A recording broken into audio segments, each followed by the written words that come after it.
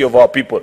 That when we gather here, Mr. Speaker, it is a gathering of all the 45 million Kenyans plus, Mr. Speaker. That because it was not possible to have all of us as the people of Kenya gather in one place at one particular time and location, therefore Kenyans elect their representatives. And on many occasions, they speak either directly as a people or indirectly through their representatives, through the donated power that these members in this house carry.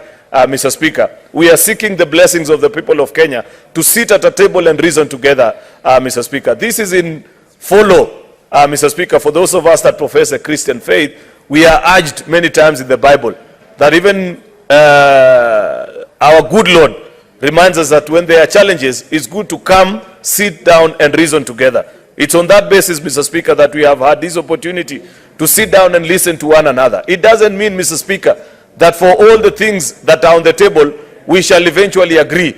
But at least there's nothing better, Mr. Speaker, than giving an ear to the person that holds a contrary view to whatever positions that you hold, Mr. Speaker. That is how great democracies are built, Mr. Speaker, by learning the art and the discipline of listening to one another, even when you don't agree, Mr. Speaker. Because, Mr. Speaker, the nations that have gone to war is because people stopped talking to one another and they felt that the only important noise is the sound of guns and bombs, Mr. Speaker, which is not the route that we want to take as a country, Mr. Speaker, because we know for 60 good years, 60 plus, that Kenya has existed as a republic. It is not because those who are in leadership at that particular time did not face challenges, Mr. Speaker. They had challenges and they found ways of surmounting those particular challenges. They found ways of coming together and reasoning. Mr. Speaker, in fact, I may be quite young, and in fact, Mr. Speaker, the truth of the matter is that I never saw the first president of this republic, President Jomo Kenyatta.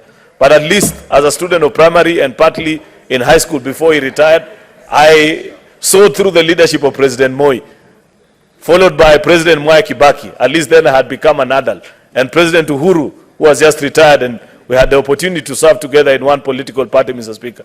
I can recall, Mr. Speaker, that in each of all those presidencies, there were moments when they sat back and reflected with colleagues from across the floor, Mr. Speaker. And in fact,